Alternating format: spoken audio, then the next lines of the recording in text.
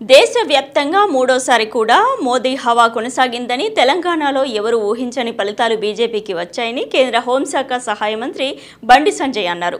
BJP రాష్ట్ర కార్యాలయంలో నిర్వహించిన రాష్ట్ర కార్యవర్గ సమావేశంలో బండి పాల్గొని కార్యకర్తలను ఉద్దేశించి మాట్లాడారు. తెలంగాణలో కాంగ్రెస్ పార్టీ ఫెయిల్ అయిందని, ఆ పార్టీ చెప్పిన 6 గ్యారెంటీలు చూసి ప్రజలు మోసపోయారని, చాలా తొందరగానే మోసపోయినట్టు తెలుసుకున్నారని బండి సంజయ్ అన్నారు. తెలంగాణలో బీజేపీ గెలుచుకున్న 8 సీట్లు పార్టీ కార్యకర్తల కృషి, ఇంటింటికి తిరిగి కష్టపడ్డారు కాబట్టే బీజేపీకి తెలంగాణలో బలం పెరిగిందని, బీజేపీకి 8 సీట్లు ఇచ్చిన తెలంగాణకు సెల్యూట్ చేస్తున్నా అంటూ బండి సంజయ్ చెప్పుకొచ్చారు.